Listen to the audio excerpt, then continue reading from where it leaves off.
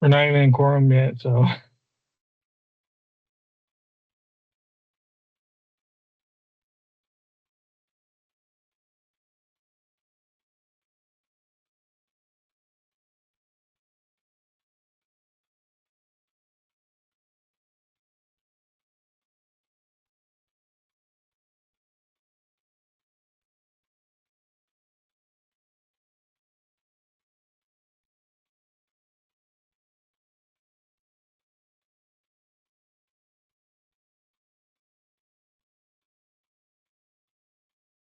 I'll give it another few minutes before we call the meeting to order, just because it looks like we're missing about half the council.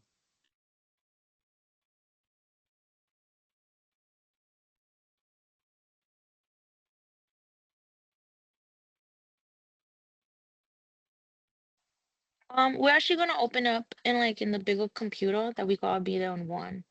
We should be there like in 2-ish minute.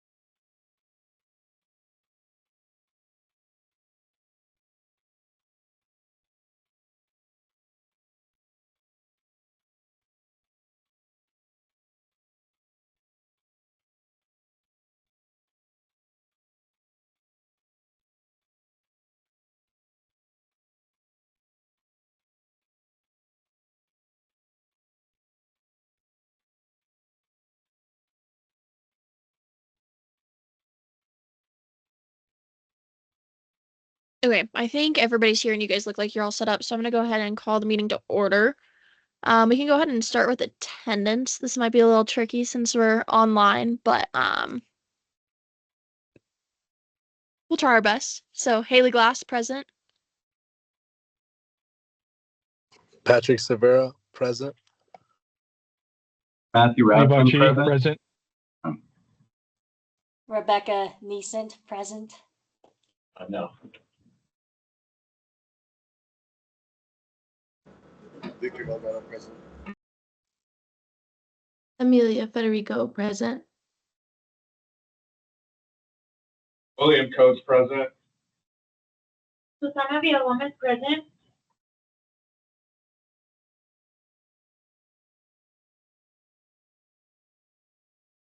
Did we get the full council? I don't see, did Mike say anything? Mike is not on yet. Well, we'll just move. I know he's out of town, so I don't know if he'll be joining us, but I don't know. He didn't say either way. Just a quick note, just a point of clarification. Delegates don't have to say present or anything. This is just for counselors to see if they're here for meetings. For accountability purposes. And then does somebody want to do the reading of the mission statement? I've read the mission statement and I have no questions. Pretty self-explanatory to me.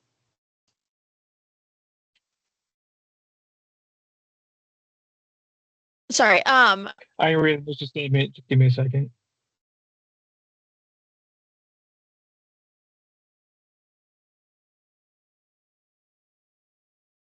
All right. to support the evolving needs of the MSU Denver students by advocating in their best interest to enhance the university experience and opportunities. Perfect. And then I know there was possibly a change to the agenda. Victor, were you still adding one more thing onto here, or are we not adding that for this meeting?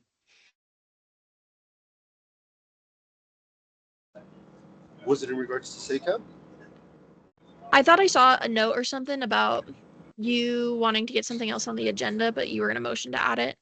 But I could be mistaken. I think Steven might have added it yesterday, if I'm not mistaken.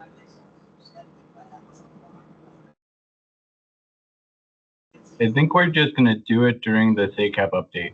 During the updates? Okay, perfect. Okay, does anybody have any other questions about the agenda for today's meeting then?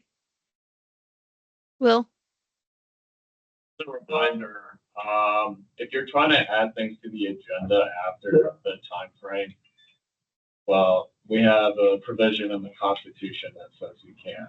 But since this is in line with updates, and yeah, it's just a reminder to be aware of the agenda and be timely as a counselor to put whatever updates or resolutions that you need to. Perfect. Thank you, Will. If there's no other questions. Sorry, Vic, go for it. If SACAP could go last on the updates, that would be great. We do need a little bit of extra time. Just like at the end of the updates, if we could just, I guess, let the advisors go first and then we can go last. Okay, so instead of you guys going second for updates, you want to be the last one to give an update? Yeah. Okay, does anybody have any issues with that? All right, I'm gonna motion to move the SACAB announcements to the end of the meeting. I Seconded. second that motion. Any objections?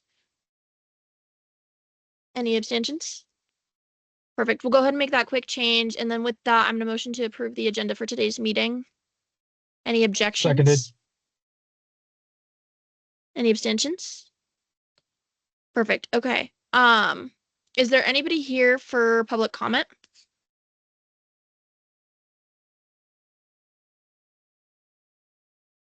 Seeing as there is none, we can go ahead and move over to new business, but we'll just keep in mind that if somebody, oh, is We there do somebody? have a public comment. Okay, perfect. Just a quick question of process. Has the council decided if delegates can ask recognition at these meetings during discussion? I don't think so. I know that there were some conversations about it, but I don't think we came to any specific conclusion. Stephen? Haley, may I speak on this? Yeah. So again, being that delegate program is new, here's how this is going to work. And we feel like this is a fair process. Delegates will have speaking power. They can speak during topical discussions. The way it'll work is that if a delegate, any delegate has something to say, a counselor will yield them time.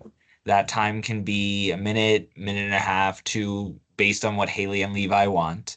And then there will be one follow-up question that a delegate can ask based on that. Just because we have now doubled the size in council and we have quite an agenda that we have to each week that's becoming longer. And so we want to ensure that there's a process for delegates to speak. So counselors, if you see that a delegate wants to speak, you can yield them time. Perfect. Sky, are you for public comment, or is this just relating to? I'm continuing with my public comment. Yes. Just Okay, asking cool. a question. So if I understand it correctly, delegates will be allowed to speak but a counselor needs to yield them time before they can speak on a discussion point during the meeting. Okay, and that'll just be from the chairs, right, Stephen? Okay. Beautiful. And then they would also be allowed one follow-up question without having a counselor sponsor their speech. Beautiful. Thank you so much for the clarification. I'm done with public comment. All righty. Anybody else here for public comment? All right, we'll keep an eye on the time. If we have anybody come in between now and 11:50, we'll have to pause for the remainder of public comment. But since nobody else is here right now, we'll pass it over to Will Simpkins. Thank you, Haley. Good morning. I hope everybody's warm and tucked in somewhere, and if you drove to campus, hope it was safe coming in today. I wanted to talk about two things with you today, revisit some of the infrastructure projects that are going on at the institution and AHEC, and then also talk about our ongoing response to the changes and directives coming out of the federal government. I wanted to start, though, by saying how much I appreciate all of you. I think this is probably the first year in my 7 at MSU Denver that TSAC, Student Government Voices, have consistently been at the table, and not just at the table, but actually contributing and offering insight. And I'm just really excited about the culture that you're building. And so appreciate all of you so much. I know it's not an easy thing to carve out as much time as you spend on institutional work. Particularly, Patrick, your comments at the recent student success launch were just really helpful and helped us see an angle of a program we were discussing in a way that we hadn't before. So let me just give you some quick updates because not much has changed. We continue to progress on the student housing building that will also host the C2 Hub. So just as a reminder, first floor food and retail, second floor C2 Hub, which is a collaboration with Community College of Denver, and then floors 3 through 12 student housing, somewhere between 550 and 600 beds. We're entering what's called design development. And so that means we're setting prices and finalizing lots of the design elements. There is, it's about a 2-month process. And so there will be some opportunities for focus groups to get feedback on specific elements, everything from what the building looks like on the outside to some of the inside pieces. So I will be sure to get that over to you so you can help us get some student voices at the table for that. But the numbers are still looking very good in terms of the budget. As with all things, we are now entering the phase where we have to start cutting aspects of the design because we dream big and then have to look at what we can actually afford. But that's okay. We knew that was going to be the case.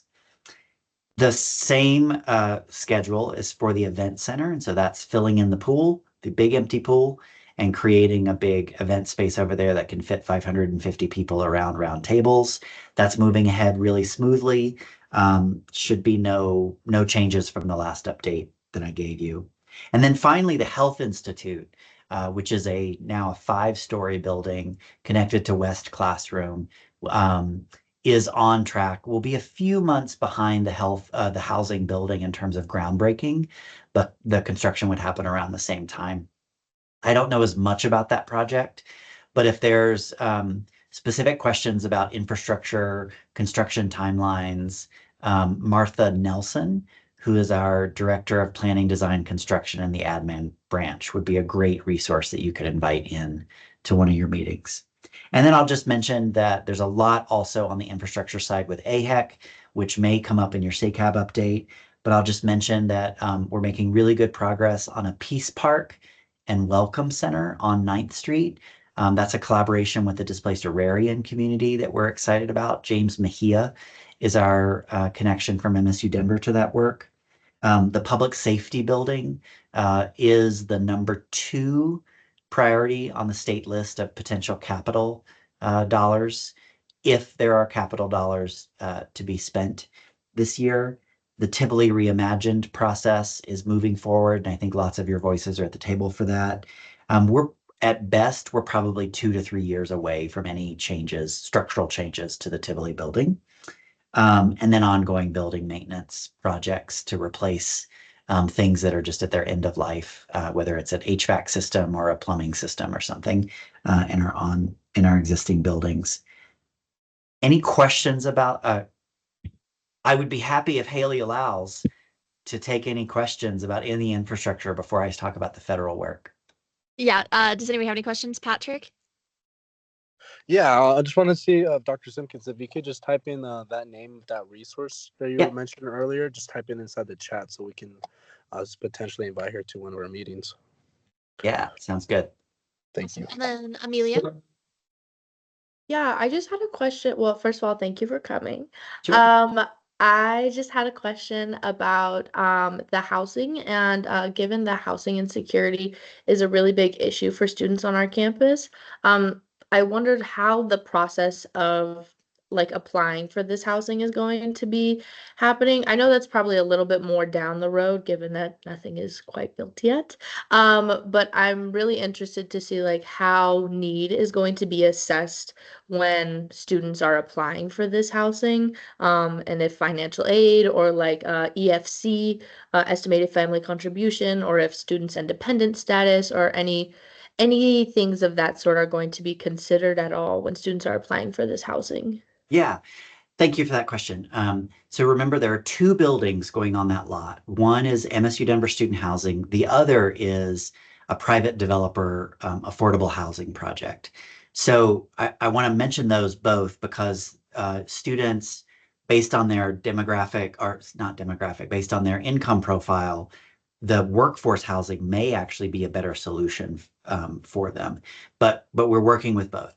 The answer is on the student housing project, we cannot set eligibility for that housing based on income, race, gender, anything like that, because of federal and state fair housing laws. What we are trying to do is, one, keep the budget at a point where the monthly rents will be very competitive, meaning affordable as we can get them. And right now we're looking at sort of existing CU Denver rates for the comparable units, plus 2 years of 3% increases, plus a 10% because it's a new building, setting those. We're also working really hard with the advancement team and development team to raise private philanthropic dollars, which could impact the project in two ways. One, if we get a big enough gift, and I'm talking like 20, 30 million, that could actually bring down the overall cost of the program, which means we could set the rental rates even lower. The other is we can do specific scholarships for student housing if it's on campus. And so that the development team, if somebody wants to donate $2,000 and put that in the student housing fund, we could then allocate that based on a need profile. So we can't select students for the housing based on their income, but we can direct resources to them based on their income. That makes sense. That's in addition to the work that Abby Kell will continue to do of relationships with private landlords, relationships with Denver Housing Authority. We're pursuing a couple of different options there where we might be able to support housing insecurity in other ways, not just our on-campus student housing. For example, we have a deal with the Spring Hill Suites that if we have a student who needs emergency housing and they have a room available, we can put the student in the room that night for $50. So that's sort of like if there's a domestic violence situation or a imminent homelessness, we do have some resources there. And then the last thing I'll say is what's great about this project, similar to our partnership with CU Denver now, students will be able to pay through their student account at MSU Denver. And so your financial aid, your loans, what I used to do was I had to take out loans, but my loans would essentially cover my housing costs for the year, and I didn't have to worry about paying rent on a monthly basis. So we will be able to do that and direct aid where we need. Okay, perfect. Thank you. And what was the name of that second project that you said? Because it sounds like there's an MSU Denver specific one and then an affordable Yeah. housing one. What was It doesn't have a name yet. We're calling it the Workforce Housing Building, and it'll be right next to the student housing, between the student housing and the parking garage.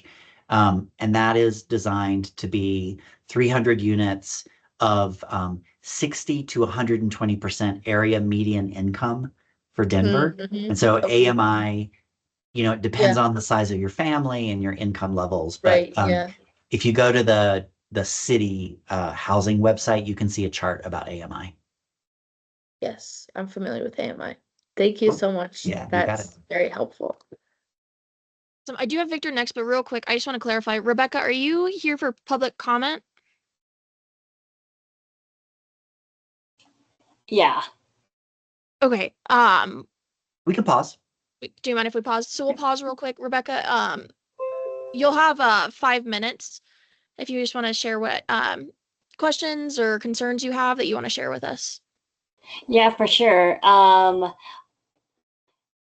As someone who is a student at MSU Denver, but I live off campus, I would like to say a few years ago, I was living in Denver, but still off campus. And I was just curious how, since like 2019, has the housing progressed, just because I am curious on how it has evolved through time and how this change will improve and benefit students who live on campus.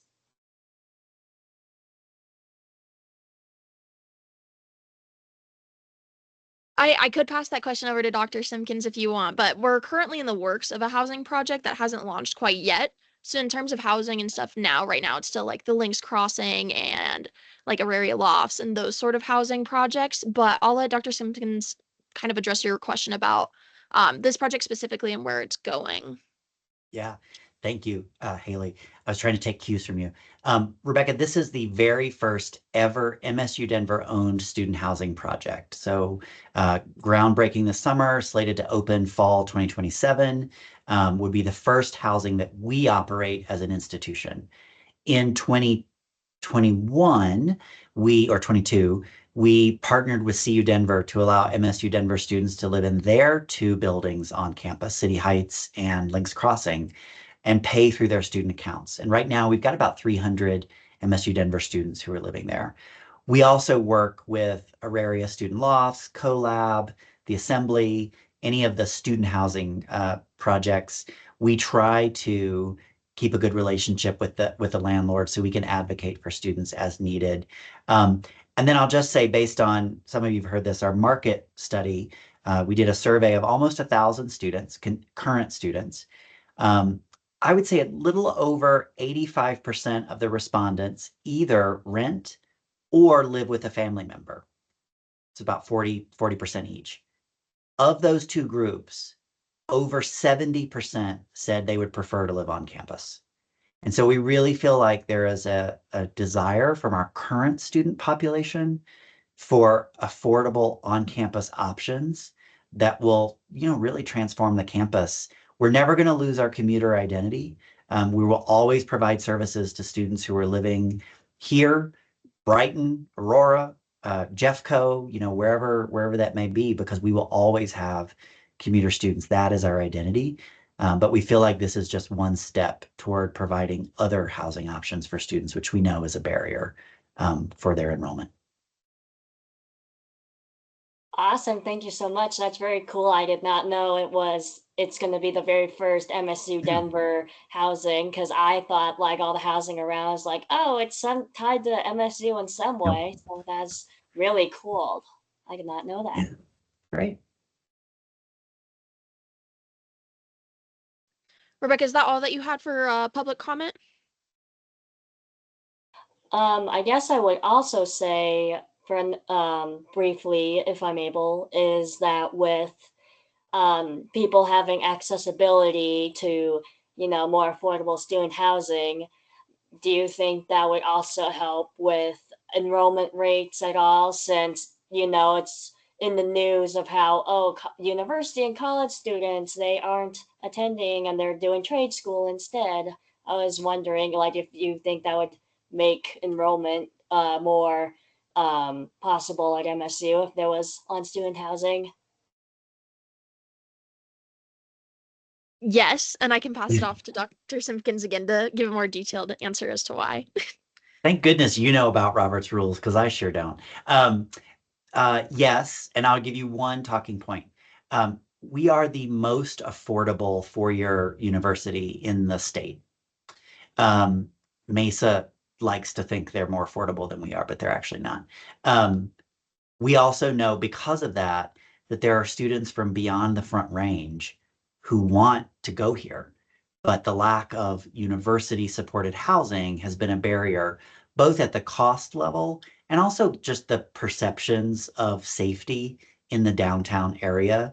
I grew up in a rural community, and everybody that I grew up with was like, "Oh, the big city, it's so unsafe." Those of us who live here know it's pretty fine. But I think this will help us, pull more students from the Eastern Plains, Western Slope, the 25 corridor, north and south. So we do think so. We also think it'll support retention of our current students. Awesome. That's great. And I believe that's all that I have. Perfect. Thank you, Rebecca. With that, we'll move back to our counselor questions. Victor, did you still have a question that you wanted to address? Yes, but is it loud? I'm in the train No, right you're now, fine. currently. Okay. All right. It's more of an advocating role. I know there's a lot of projects on campus relating to updates in buildings and stuff like that, and I'm hoping there's like a plan for the plaza building. Maybe this might not be a question for you, but maybe for Martha more. But I mean, just in terms of my specific major, like the physics department doesn't have an advanced physics lab anymore because it was flooded, as well as the access center doesn't have any rooms anymore, and they're all the way across campus in a little building. Yeah. Are extremely accessible for it being the access center. So maybe I hope there is plans to help the physics department, and as well as other departments have been affected in the flood in the plaza building. Yeah, I don't have specifics for you, Victor, but I will ask that question of Martha, and I'll get some stuff in writing and get it back over to you all. Appreciate it. Thank you. Awesome. I'm going to pass it over to Sky. And then Will. Point of order, actually. Yeah, Will. Just for the coaches, the delegates need to have their time succeeded by a fellow counselor, just for your future reference, co-chair. And I succeed my time to Sky. Hi. Real quick, Will, I thought we had just talked at the beginning of the meeting that the co-chairs would just be doing that. So I apologize for the confusion, but I did ask that specific question. But we'll pass it over to Sky. Yeah. That would. Okay. Yeah. Okay. Thank you so much. I just have a quick follow-up question for Dr. Simpkins. So students can pay through their student accounts for the student housing. Can they pay independently if they wanted to, or would it all be billed through the student account? Also, could students pay through their student account for the independent housing that was a private landlord? If they are living in the MSU Denver student housing building, they will have to pay through their student account. That's the only way to do that one. If they are living in off-campus housing that we do not run or control, then there is no opportunity to pay through their student account there. So what most students do now is they get their refund and they just sort of hold that pot of cash, and I'm sure you all know this, and pay on a monthly basis. The other thing I'll say is with our student account, so if this would be for the MSU Denver student housing, we do have a payment plan that students can go on even now if it's just for their tuition. And we are looking at making that payment plan better for students, particularly around the housing, if there's a couple thousand, dollars going on there. Sky, go ahead with the follow-up. Okay, beautiful. And then I heard you say you're working on the payment plan. If someone is paying their rent through their student account, but their student aid or their loans does not pay for the entire semester worth of rent, I would hope that student account monthly would be payments that are monthly as opposed to like 2 payments for the semester, so that someone could, if they have like a job, work and pay that rent as they go. And then additionally, if they're paying their rent through their student account, how does that affect if they try to apply for rental assistance through a different program that they would have normally been eligible, because some students are eligible for rental assistance, and because MSU would just kind of come in as a student fee. I'm not sure how that would affect. If you would know, that would be great. Yeah, so the payment plan, I believe, is set up so that you can pay on a monthly basis.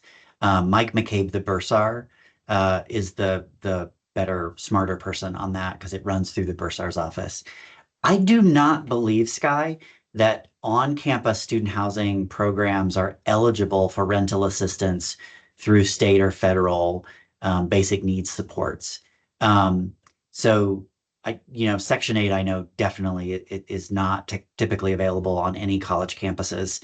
Um, but that I'll dig into that a little further. And so I think students who are using federal or state assistance would likely need to stay off campus. And that's why we're working with the Denver Housing Authority to try to come up with some ways that one idea is that they would actually allocate a certain number of vouchers to the institution and that we would have some partnerships with landlords that we know accept vouchers so that we can make those warm handoffs of students who might need that housing support.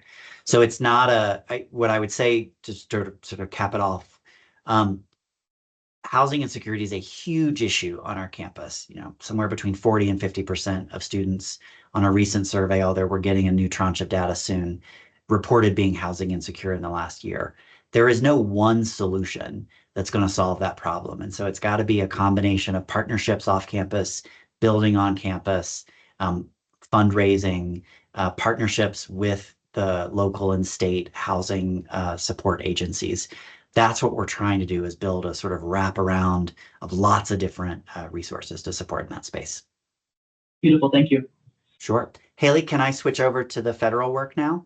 Yeah, does anybody else have any final questions on the infrastructure before we move forward?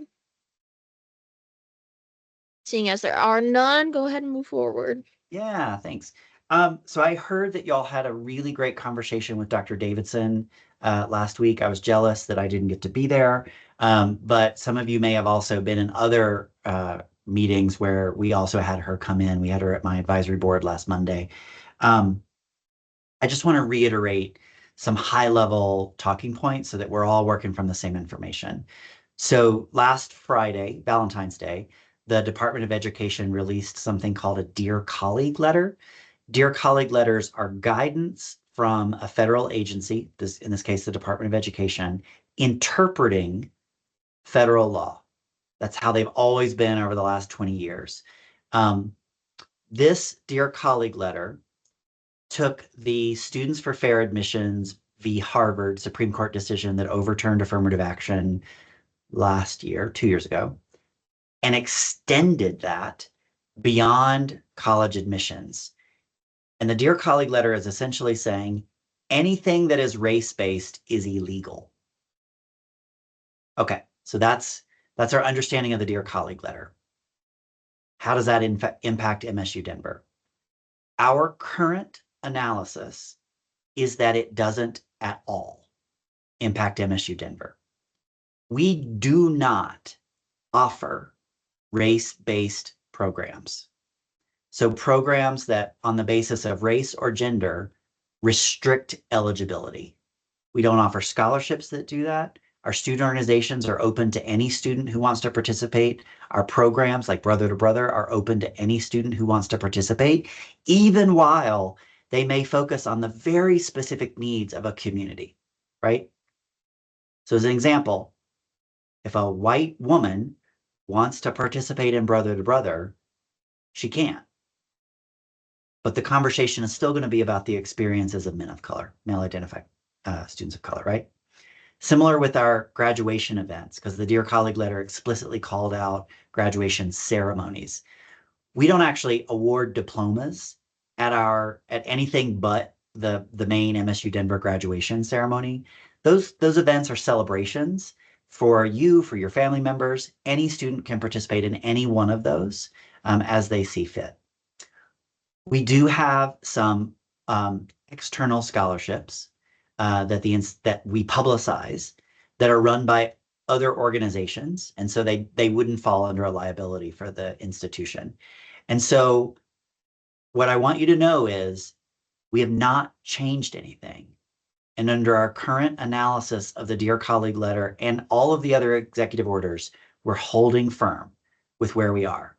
As Dr. Davidson has said, We will wait to be specifically directed with a specific action before we do change anything. We are not going to engage in what we call anticipatory compliance. She probably shared that with you on your last meeting. You're going to see other institutions do other things. I think Colorado State is announcing some stuff this week. They have a much different risk profile than MSU Denver. They're looking at I think it's about 20 to 30% of their overall operating budget is from federal grants, research grants. We barely scrape $10 million. In fact, we lose money on federal research grants at MSU Denver. So we have a different risk profile, and we are confident that our DEI work is in our DNA. It's part of our mission. It's what we do here. And we feel we are fully in compliance with the federal mandate. Each week, there'll be 2 messages that come from our VP for Government Affairs, Casey Gearhart, and I will be forwarding those to Haley and Levi and ask them to then forward it out to you because those are sort of, this is where we are. It's Monday and Thursday, usually sometime during the day. You got yesterday's today because I didn't get it till late last night. But we'll keep you posted on what we're hearing from the federal government as we move forward. And I think that's what I've got to offer now. Awesome. Victor. First, I just want to say thank you guys for being so, I guess not ahead, but diligent and watching what's going on with the federal government and as it affects our students. I think that's a big thing. But let's say they do directly target us being an HSI school. Are you guys prepared for such a thing? Or do you guys anticipate them attacking us directly or anything like that? I'm going to give you 2 answers, Victor. One is a little tongue-in-cheek, like, who knows what to expect these days, right? Like, I don't know that I've shared this with y'all. I actually spent a couple hours reading Project 2025, the education chapter, a few weeks ago to make sure that I could say, like, what should we be anticipating moving forward? Part of the federal strategy is to overwhelm systems right now so that they can change them. And so to the extent that we can, as RuPaul says, stay ready so you don't got to get ready, that's what we're doing, right? We've got a pretty good system for if something comes out of left field, identifying it and evaluating it really quickly. So we feel good about that. Now, what we're seeing in terms of the institutions that they're actually targeting right now, it's about 150 schools that have endowments larger than $1 billion. And the only one in Colorado, I believe, is University of Denver. And that's less about DEI and more about tax and want money and we want things. The federal government has also lowered what's something called ICR. And so that's like the percentage of the top of a grant that the institution can hold back and put in our own budget to support all of the operations that will support that grant. And they capped that at 15%. That will have no impact on us because we're typically way lower than that already on the few federal grants that we have. I know there's a lot of fear about immigration showing up on campus. I appreciate the fear. I don't want to tell anybody that they don't have a right to that anxiety or a right for that fear. But I also think the likelihood is extremely low. Low that they would target higher education universities, period. Low that they would target us in particular. But low is not zero, right? And so I want everybody to know that the welcome desk in JSSB and all of the front desks in the Tivoli should know now that if anyone shows up and says, I'm with immigration and I'm here with a warrant, well, number one, you have to have a warrant. It has to be for a specific person. And it has to be delivered to the general counsel. And so the message from those front desks is, I cannot admit you into this non-public space. I will call the general counsel and they will come here. So we feel like that's about as far as we can go right now.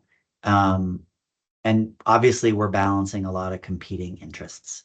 And our primary, I think, goal is to see the whole picture and try to keep people safe, comfortable, and still focused on learning and meeting our mission. And we know that's really complex.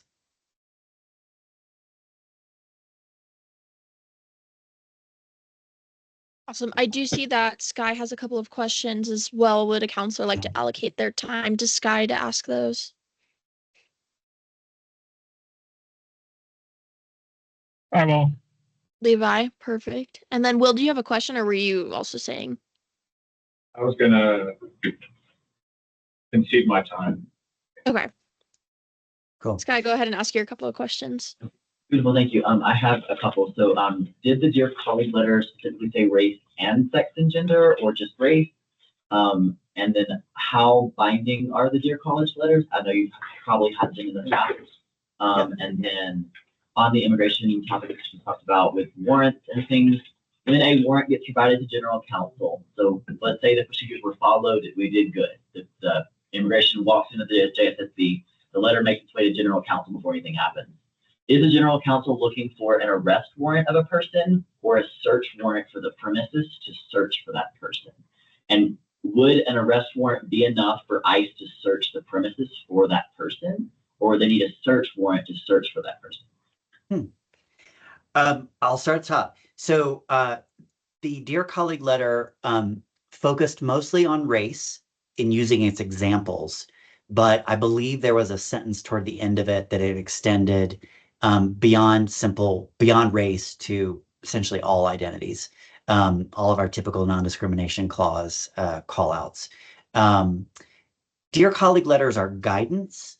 They are not policy. So they're typically the Department of Ed saying, this is how we interpret congressional action. This is how we interpret this court case in this case. In order for someone to be held accountable under a Dear Colleague letter, in this case, there would have to be a complaint that goes to the Office of Civil Rights at the Department of Education. Department of Ed would then have to find grounds to investigate, and that would launch an investigation. And I want you to know our interpretation of the Dear Colleague letter and everything that I've shared with you today has been underlined and affirmed by every major higher ed association in the country and several of the major law firms that work in the higher ed law space. So we feel really good about our interpretation right now. They are binding to the extent that there's a penalty that could have an impact on the institution. Usually it's like a $10,000 fine. And so there's a lot that goes into that. It does not bear the weight of a law passed by Congress, in short. You may have heard about Dear Colleague letters over the last decade because they used to really focus on Title IX and sexual assault investigations on college campuses. Dear Colleague letters were really driving how schools were responding to that. So for example, we had Obama-era guidance about Title IX. Then we had Trump-era guidance about Title IX. Then we had Biden guidance about Title IX, which reversed all of the Trump guidance and then was quickly enjoined, meaning an injunction was placed on the Biden guidance by a federal judge.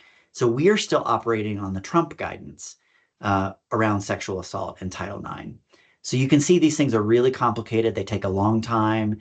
There's a lot of policy wonks at play, and the judicial system clearly is at the table there. I do not know the answer to your question on warrants, but I will ask the general counsel and I will get back to you on that one. Thank you so much.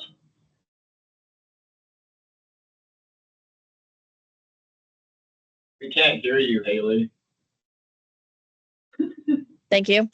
It looks like Irvi also put a question in the chat. She's one of our other delegates. Would somebody like to allocate time for her to ask that question? I would. Perfect. Irvi, do you want to ask it out loud or would you like me to read it out of the chat? I can read it.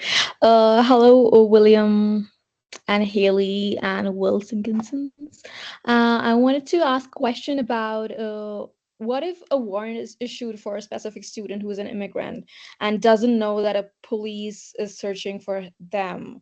So how should they handle the situation because it's a critical situation? Then they can get panic, or what can they make preparation to take this situation under control?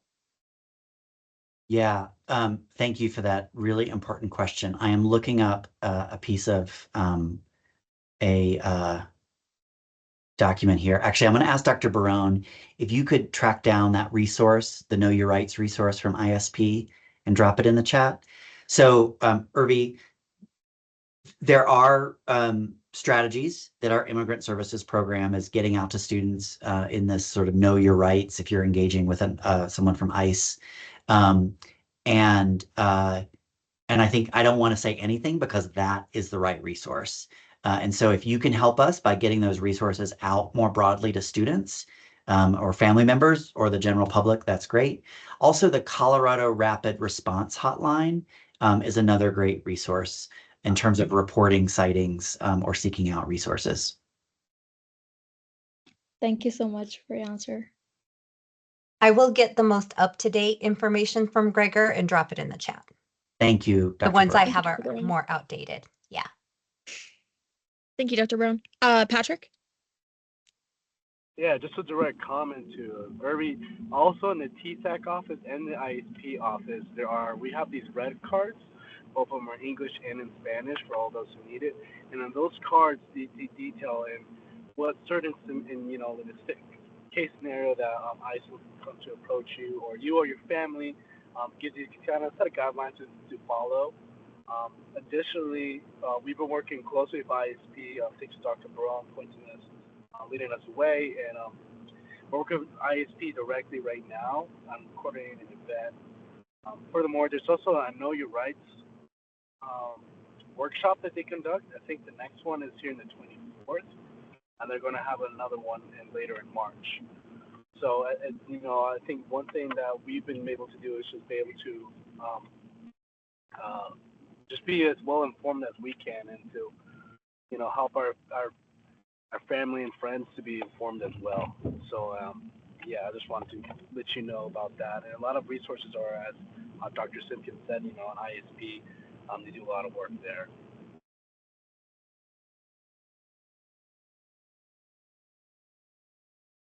Perfect. Thank you for that, Patrick. Does anybody else have any other questions? Will? Yes, I have a few questions actually. I just also want to be cognizant of the time, so I don't want to take up too much time. So please, cut me off if you need to. But so how does this policy intersect with ACPD policy or area campus policy, and how could those affect folks? Would be my first question, and then I have a second question to that. Can you say that question one more time, Will? You sort of got crunchy in the middle. Sure thing. So how does this policy intersect with ACPD's policy, or area campus policy, and how could those affect folks or the students? Yeah, they work. They're dovetailed. It's actually the same policy. We will not.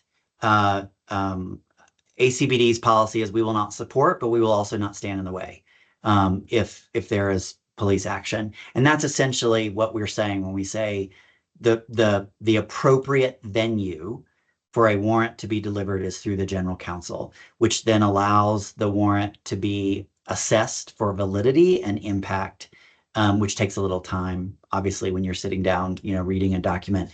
And I'm not forgetting Sky's question about sort of what type of warrant and what are the impacts of after that. But the two policies are essentially the same. Will, do you have another question?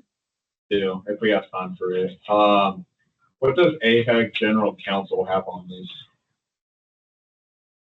What do they have on it, or? Yeah, what does the AHEC General Counsel have on this? Or looks like Victor might have some information on that. So ABOD, the Area Board of Directors, they're releasing bylaws and statements on immigration enforcement and all that good stuff this Wednesday.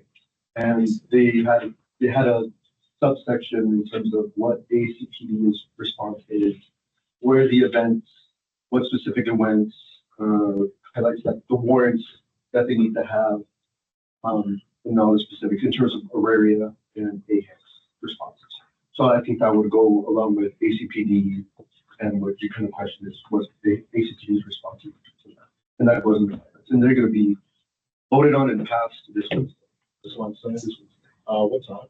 8 a.m. Here in the civil, Right where state cap meets? across the street or across In the ballroom? Ballroom, okay. Awesome. Thank you.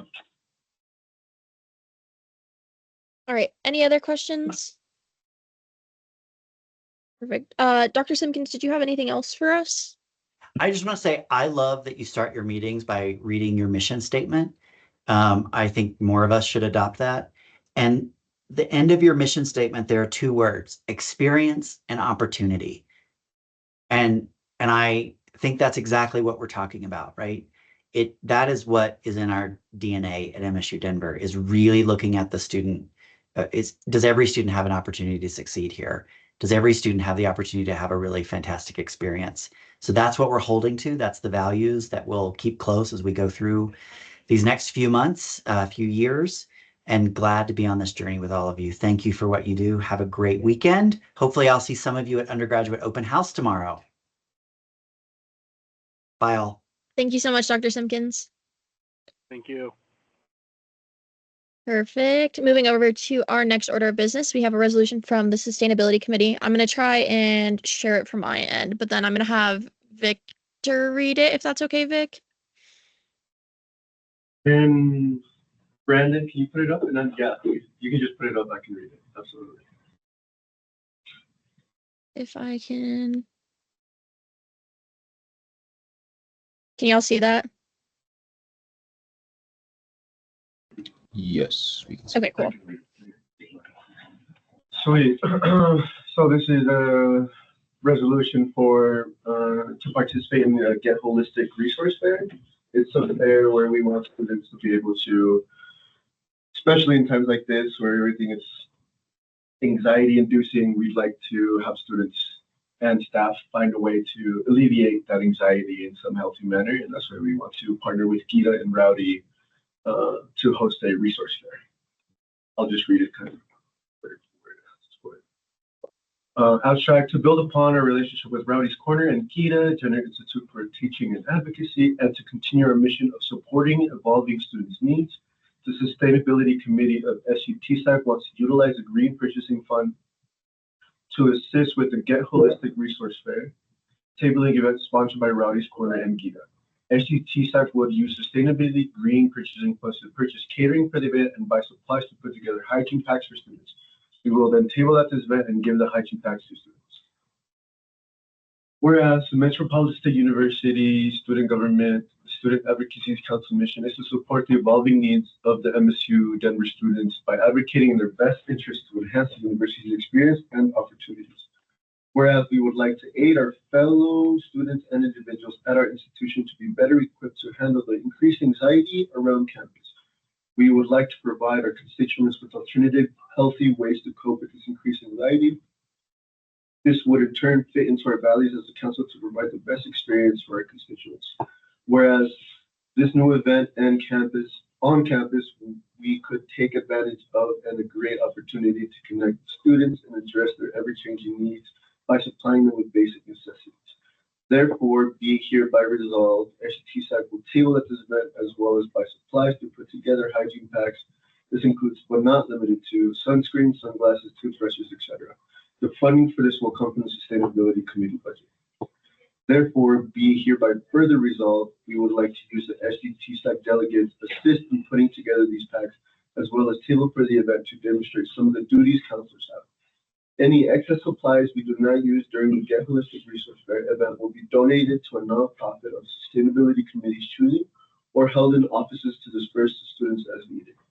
Therefore, be hereby further resolved to assist with the program occurring during Get Holistic event. SUTSAC will cover the cost of catering for the event.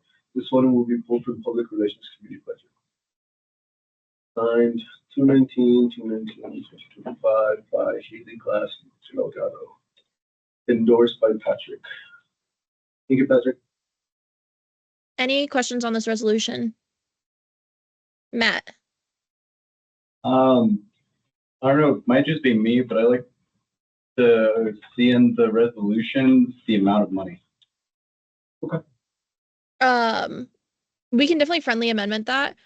I don't know how much the catering is going to cost. But for the hygiene packs, it's looking to be roughly around $800 to $1,000.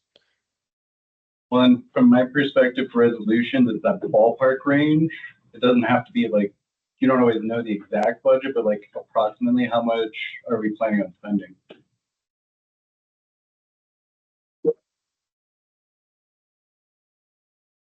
Do you want to make that a friendly amendment then? Sure, I'll make a friendly amendment to ask for estimate of how much money will be spent from the Sustainability Committee for the Get Holistic Resource Center. Seconded. Any objections? Any abstentions? Okay, I'm just going to type it in here real quick.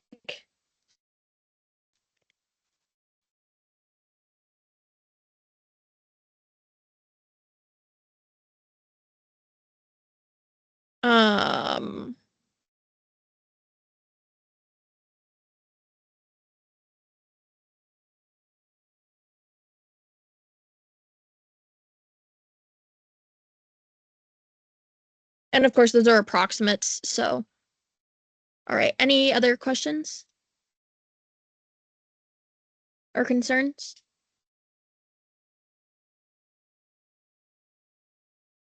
Last call for any questions or concerns on this resolution. All right, I'm going to make a motion to pass this resolution to participate in the Get Holistic Resource Fair with Rowdy's Corner and Gita. Seconded. Any objections? Any abstentions? The resolution will pass. Awesome. I believe that next up, we just have updates. So Mike is not here, and we moved SACAB updates to last. So that brings us to starting with Sam for an elections update. All right. Just a quick thing today. I am going to share my screen. Hold on. Let me do that first.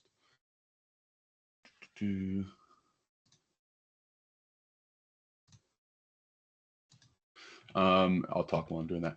So I just am updating the elections code to reflect the credit requirements for SACAB and trustee counselors. I'm taking the language from the application packet and just putting it in the elections code so we have some sort of precedent for the amount of hours. And then for the requirements of a regular counselor, I'm just saying to reference the TSAC Constitution because then you guys changed that recently and are still able to change it freely. Okay. Sorry, my screen sharing is not working. Give me 1 second.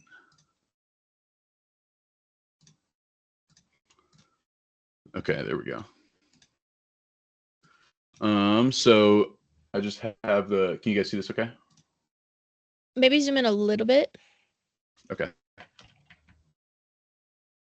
So these are just screenshots from the elections code. The red is what we'll be adding. These are in the counselor requirements and description section. This is just for your standard counselor stated in SGTSAC Constitution. This is either TSAC, this is SACAB, I believe. Yep. And so we're updating it to 6 credit hour minimum for grad students and a 12 credit hour minimum for undergrad students. And then it's the same credit requirements for trustee as well. And it's also reflecting the junior class standing requirement. That's the only changes we're making to the elections code. Last time I changed the election code, I needed council approval just to run it by everybody. So I don't know if we want to do that process right now, but these are the only additions being made. Perfect. Any questions or concerns regarding this? And then, Will, just for clarification, is this something that we would need to have like on the agenda to pass, or could we just do a vote on it right now? Is there something in the Constitution about updating the elections code? No. So because of that, it's more of a discretionary interpretation of the council of that. I would suggest if this is time sensitive that we vote on it. If it's not, then I would ask that we do this more in tune with the agenda, as in adding it to the next week's agenda to vote. But that is, I don't know. I don't have enough expertise to make that call. No worries. I would ask Sam, actually, if he believes this needs to be voted on today. Sam, what are your So thoughts? as far as I'm aware, the way the Constitution lays out the elections code is that I write the changes to the elections code and you guys simply approve them. So it's not like a referendum where it's an amendment where like the council needs to have a hand in writing it. It's simply like, I think Will said, a discretionary measure. Like I'm saying, hey guys, we're updating the elections code to reflect state law. Just running it by you because we can't not put it in. So it's not technically something that you could vote no on, I guess. So that's kind of my thoughts, is that we're going to have to do it either way. So might as well just let you know and have you pass it right now. But I understand the decorum also. So if you want to treat it more like a referendum, I'm happy to wait because it's not a huge time concern. I think seeing that the applications are already open, even though it's not super time sensitive, it might be better to just go ahead and pass this now unless anybody has any objections to that. Okay, I'm going to motion to approve the changes to the elections code then. Seconded. Any objections? Any abstentions? Cool. Those changes should be fine then, Sam. Thank you for bringing that to our attention. Great. Thank you, Sam. That's pretty much everything official for elections. Just a general update. We're doing pretty good. Still handing out packets. I'm collaborating with Met TV on our town hall, so they'll have reporters there, and we'll have cameras and stuff in April, and more collaborations to come. I think Victor has a question. Do you have a question, Vic? Yes. So in terms of the RTD initiative that we have, when would you need a referendum done by, like officially, so we can put the language in so students can vote this year? Do you know like a timeline when we start voting? Yeah, there is a time limit in the elections code. Let me just pull up my full copy here. Give me 1 second. I don't need a ton of time. I think it's like a week or two before the ballot goes out. So let me just double check.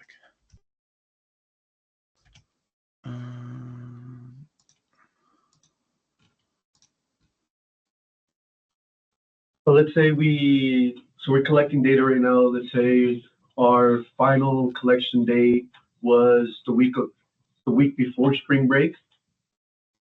Would that give you enough time? And then we go through the data during spring break, and then afterwards give you the referendum? Yeah. So spring break. What week is spring break? That's the last week of March. So we have the first week of elections starts on the 7th. So if you could have it done by like March 31st, so I have time to put it on the ballot, I think that would be enough time for me personally. I'm just double checking the elections code to make sure there's not like a specific rule that I'm violating. But yeah, that should be plenty of time for me. All right, sounds good. Thank you. Yep, and I'll let you know if I find something in the elections code that says different. Cool. That's all for me for elections. Thanks, everybody. Perfect. All right, with that, we'll move over to updates from the Accountability Committee. Will? Yeah, so me and Matt are going to work on our guidelines to show the council. We're going to incorporate restorative justice practices in them, use some of the influence from Rebar-Co from last year, and then maybe expand on it to give it more structure for future counselors coming in, assuming the role of the chair for accountability. I will be trying to work with chairs of standing committees who do not have any type of reference points or guidelines in their committees to try to see if we can get some rounded up for future reference as well. I do want to also just want to make sure of one thing in regards to the delegates present. I just want to make sure I have the attendance right. So I'm just going to announce names and make sure, if I've missed you, just make sure to call yourself out. I have Sky, Cy, Irby, and Sarah. Did I miss any delegates there? Attendance. Awesome. Okay, thank you. And then other than that, I do not have any other updates.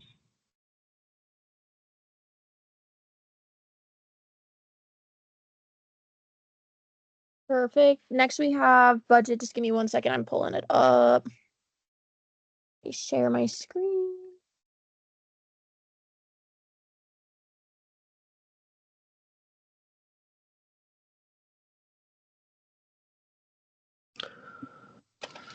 All right, guys, ladies and gentlemen, we just had a budget meeting earlier this year. And so what we have right now, I wanted to point out to the obvious red line there, the red square. So for the office budget fund, we went into after going over the receipts that we had, a big expense. I'm not sure if we can go to the receipt tracker, a receipt tracker tab.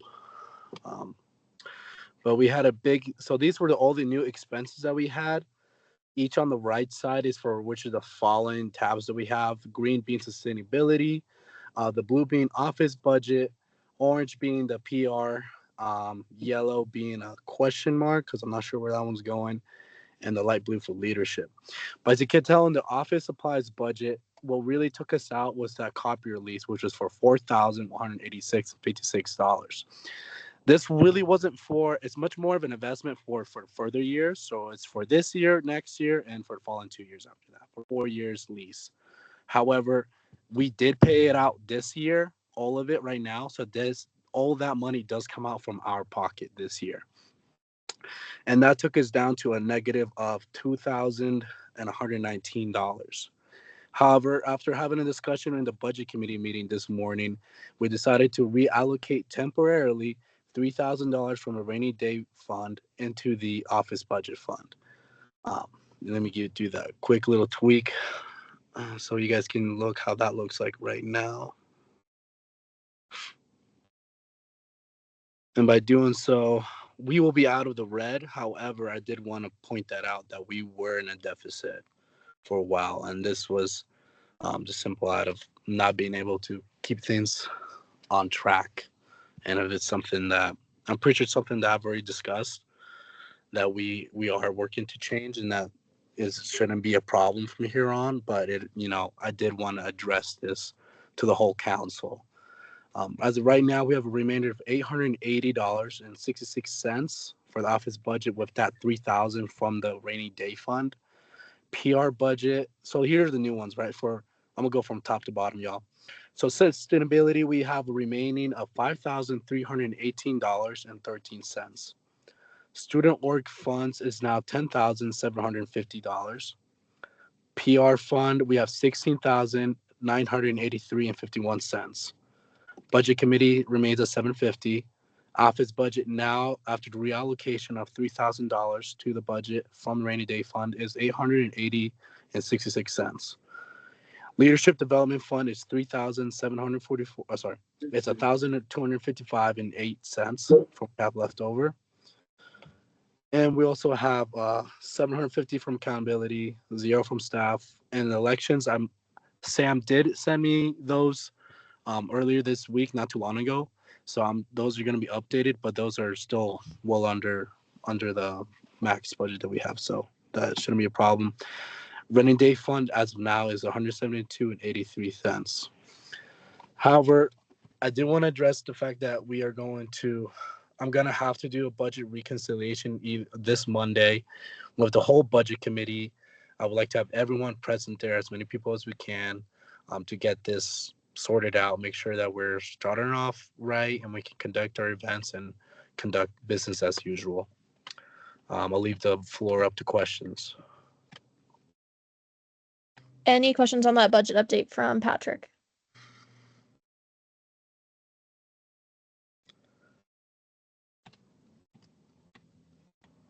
Doesn't look like I'm seeing any, so then we can go ahead and move over to our update from the PR committee.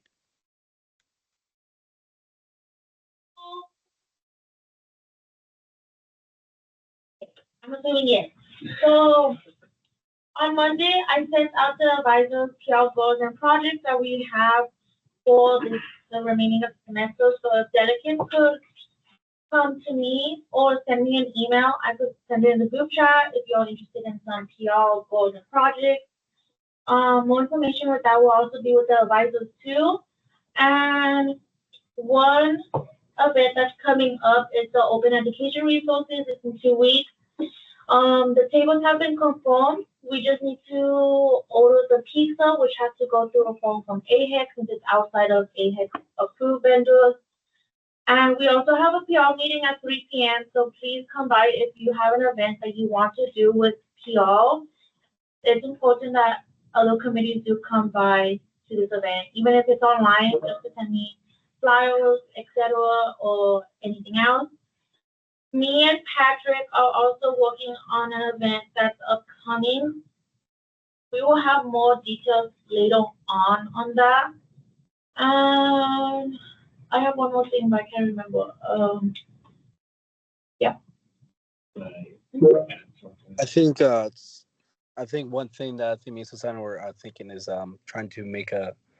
I'm not sure if it was a file, Susanna, or a document where we could have all of our schedules of the counselors on there with our class schedules. That way we can coordinate events a little bit better, so everyone can make it and we can see which times are actually better for us, because not all of us are busy. So I think that was one idea. I'm not sure, correct me if I'm wrong, Susanna, if that's something that we were thinking about.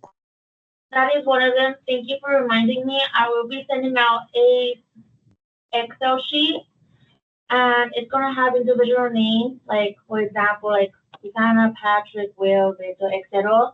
I want all of you all to send out schedules that all conform, like class, work, or like there was a section that's gonna say availability, unavailable. It's just gonna help me and Patrick to coordinate events properly. And there's something else I can remember.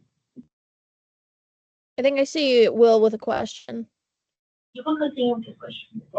More of a comment, and for the delegates, this is a great opportunity for us to get out and make ourselves visible to the student populace, right?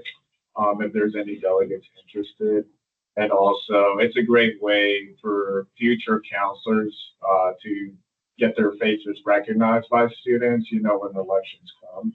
So I would very much encourage all delegates to help the PR committee. I am through a team. I am through the team group chat. So like if you search up Susanna or Patrick, send us a message about that.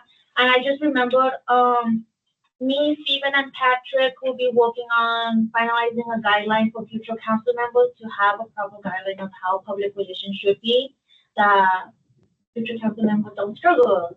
So yeah, that's all of my updates. Perfect. Thank you. Sustainability committee. Victor, do you want to take it? You got it. Not much of an update. I mean, you guys just saw we passed that resolution for the Get Holistic Resource Fair, so that should be super fun. We will be sending out some information about, like when people are available so we can set up putting together those care packages ahead of time. I already have the list of stuff that I want to order for it. Luckily, CMEI has done similar stuff in the past, so we kind of just copied and pasted some of it. But we've got that together. We're going to work with Armando to order it all next week. We will have a meeting. I think we decided our meetings are going to stay on Mondays from 11:30 to 12:30, right, Vic? Yeah. And then we are also working on Earth Week, and we're going to be doing that in collaboration with the other 2 universities as well. We don't have too much information about that yet, but we are setting up a meeting hopefully for sometime next week to meet with them all about that. And I think that's pretty much it for sustainability. All right. Anything from Faculty Senate or Staff Senate? Yeah, so one thing of note from this last meeting with the faculty senate was they're talking about experiential learning and how they're going to build out that policy programming. I got a handout for it. I was going to make copies today for everybody in person, but since we're virtual, I was going to scan it and send it in the chat a little bit later. It gives a lot more details on what they're planning on doing. Perfect. Thank you. Siobhan, did you have something to add to that?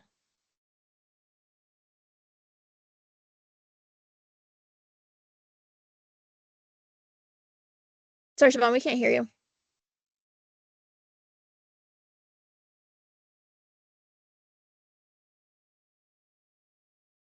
Maybe type it in the chat.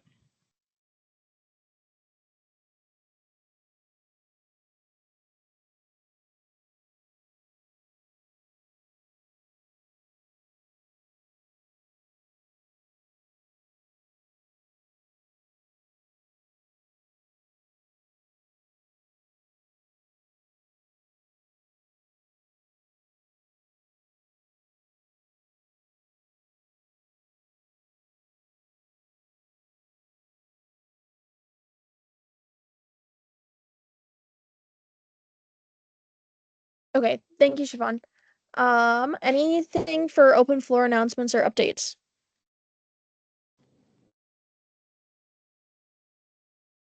Patrick?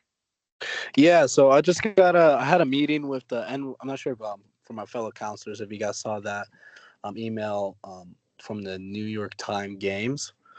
So I reached out to him and I had a little small interview just to see what everything's going about.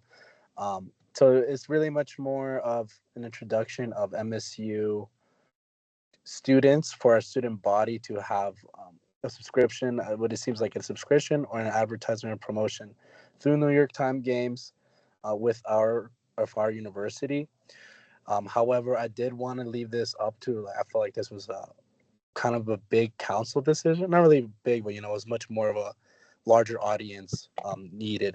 So I invited him to our next meeting on this next Friday. It's gonna be from Todd. Sorry, I'm pretty sure I added it to the agenda. So just want to keep you guys updated with that as well. Just want to let you guys know. Perfect. Anything else for open floor announcements and updates? Will?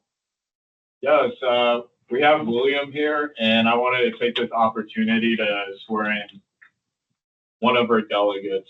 So as long as if we have time for that, please let me know. I think we should have time for that. Real quick, want to just double check with Victor and Matt because I know they're gonna have a somewhat longer update. But we have 25 minutes left in the meeting, so we should have plenty of time. Okay, awesome. I'll just have you stand up really quick, Will. And we're just gonna go over the quick. Give me 1 second, sorry. Alrighty.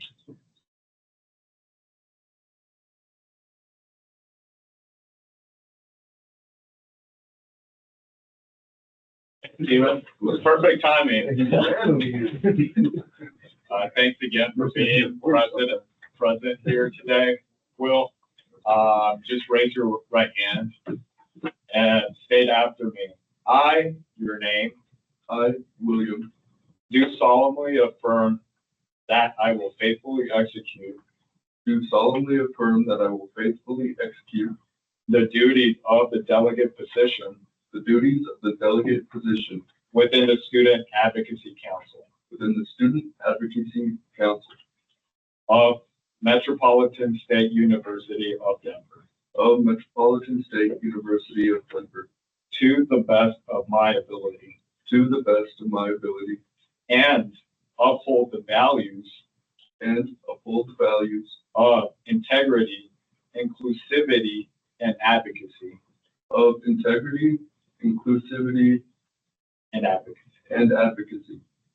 I promise to place the interests of the students first. And work collaboratively with the council members to find the best and to work with the council members to find the best Solutions benefiting our students. benefiting our students. Awesome. Congrats, Will. Sweet, thank you guys. Thank you so much. Yeah, welcome to the team. Thank you, everyone. All righty. I have no further open announcements. Perfect. Thank you for doing that, Will. Does anybody else have any other open floor announcements or updates? So I actually wanted to try and request what kind of information I would need in order to put something on like a docket to get potential funding for a club that is trying to get its start. That's a great question, Will. I think Patrick is probably the best person to answer that. Yeah, Patrick, if you want to address that question. Yeah, happy to. So, Will, I just wanted my first question, and just so usually when we accept funding or provide funding for organizations, we usually ask them to go through CMI first, and after CMI funding has been fully used and there's nothing really much else you can go to for after CMI, that's where we are able to provide.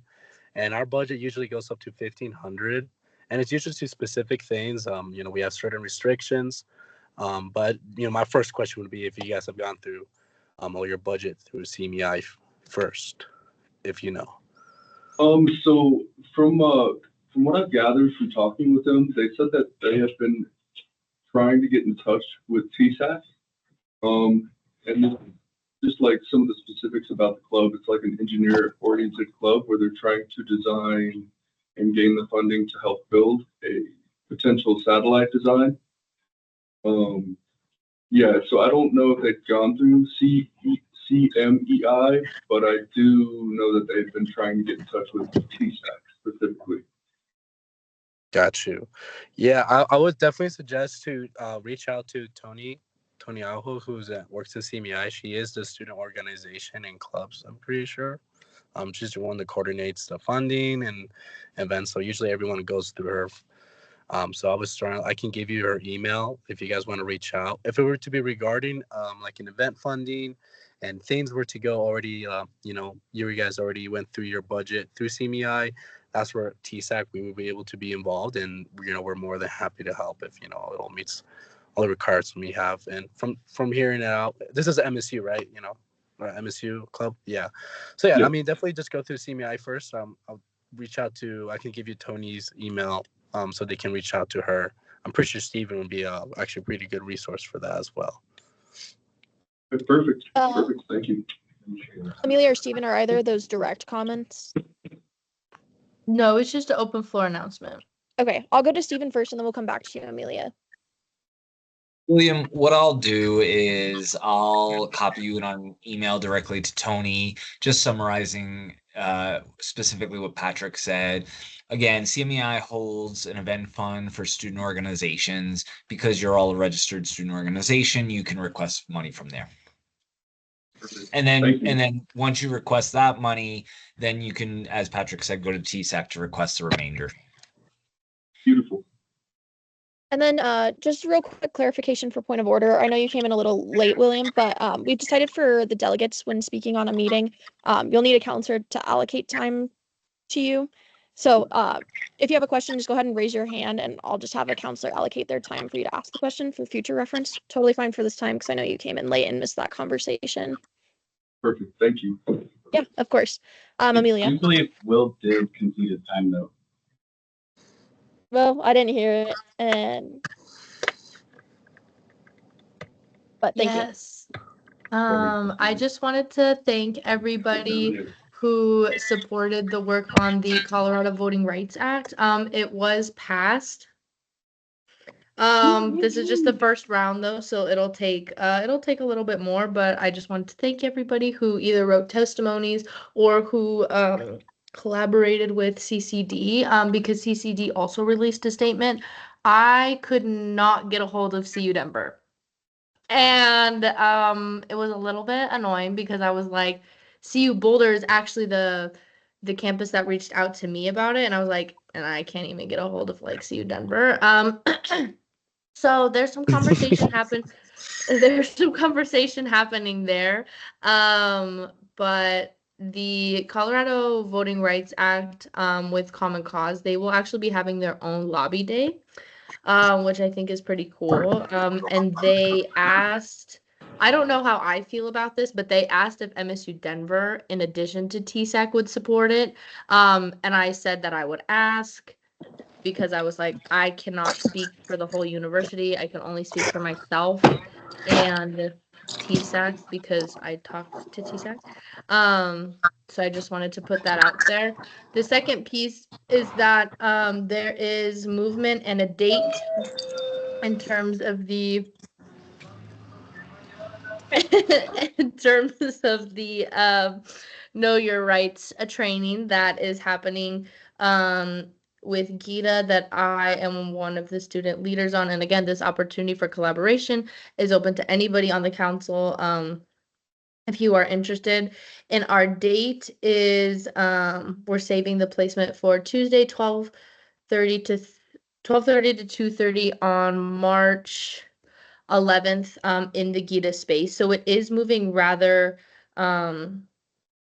quickly, just because one of the goals was to have it in the Gita space before the Gita space has to move.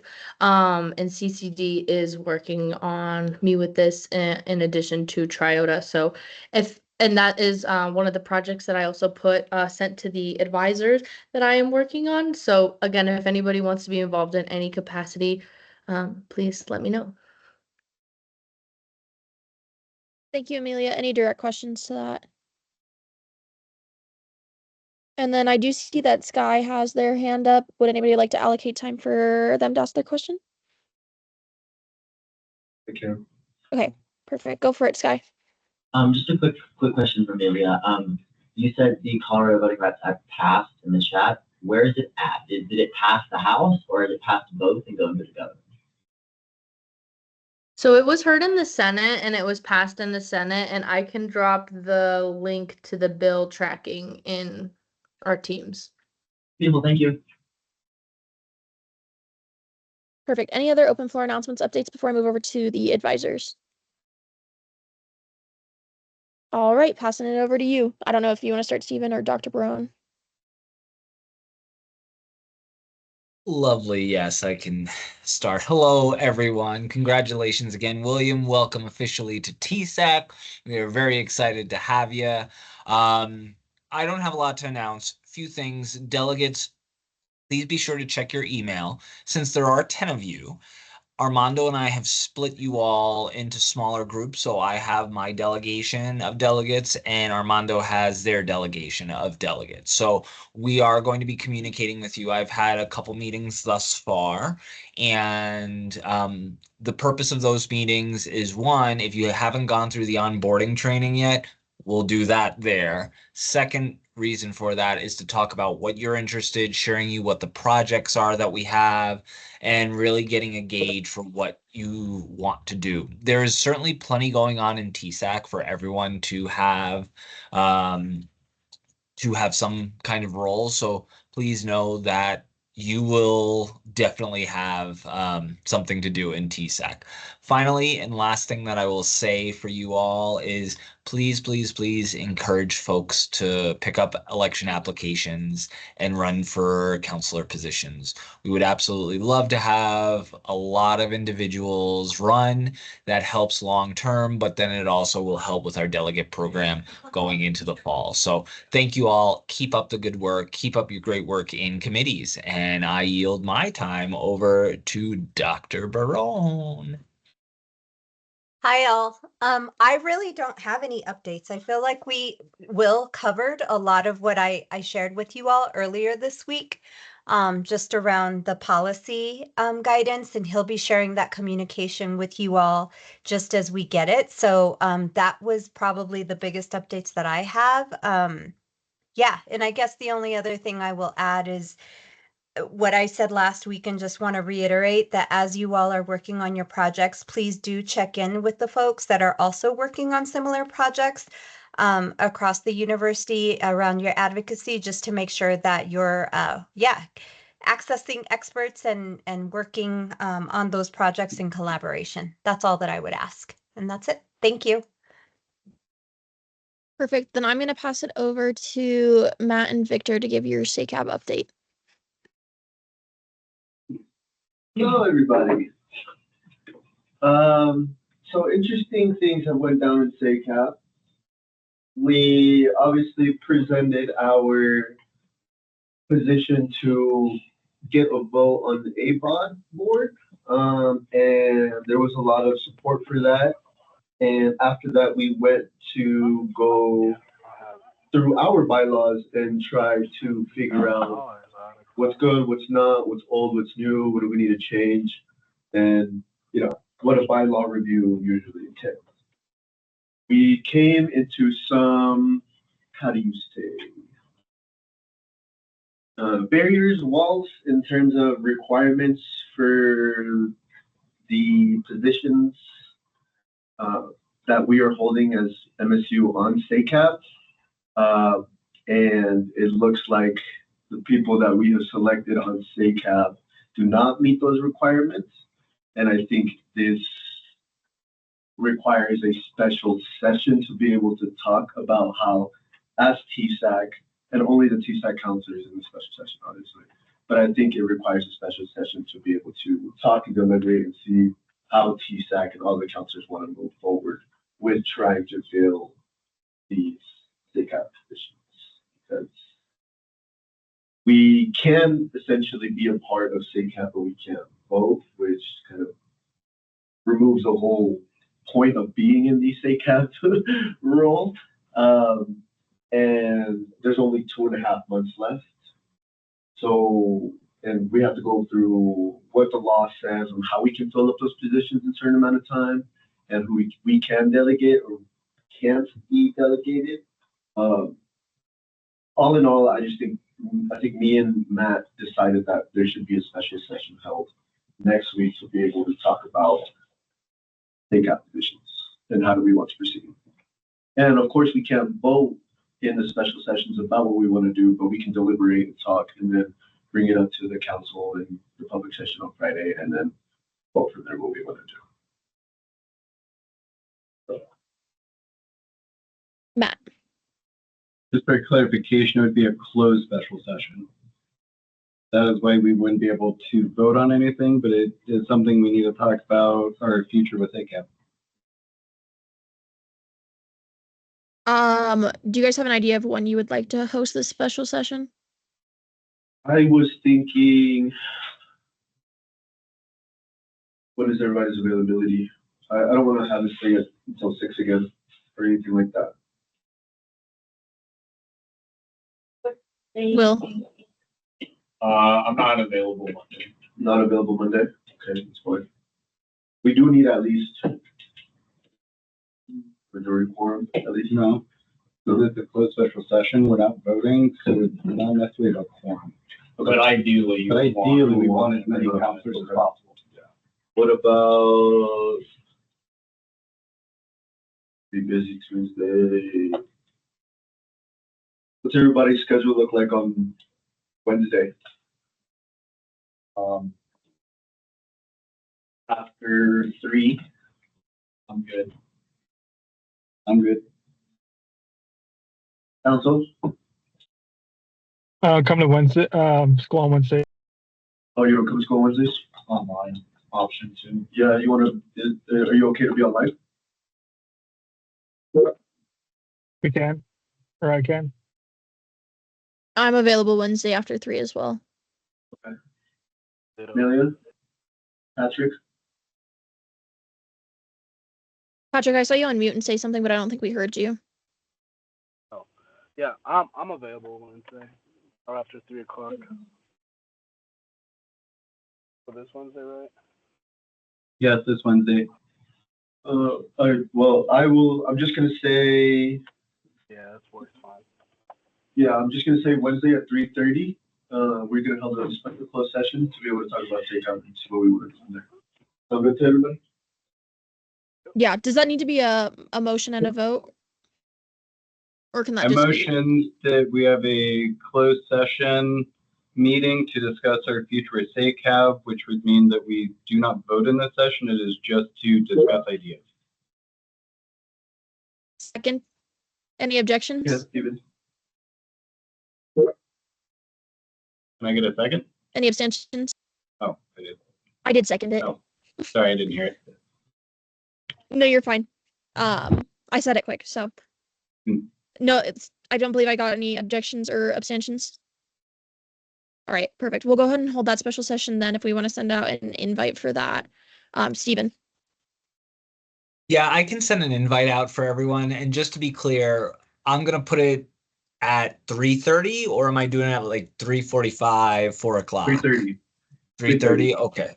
And are we meeting in the TSAC conference room? What would you like to do? Or do you Yeah, guys want okay. to not be so serious and go like iPad or something? Okay. We should we do should do it in our meeting. All right. In our meeting room. Meeting room then.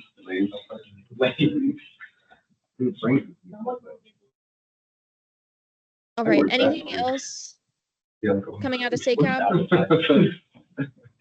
What's up? Do you guys have anything else coming out of SACAB besides needing to schedule that special session? Just send out the RTD surveys, please. We're still trying to get information and data on that. Perfect.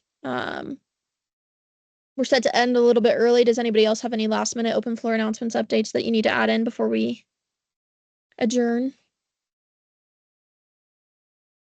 Doesn't look like it, so I'm going to go ahead and make a motion to adjourn this meeting. Second? Perfect. Any objections? Any abstentions?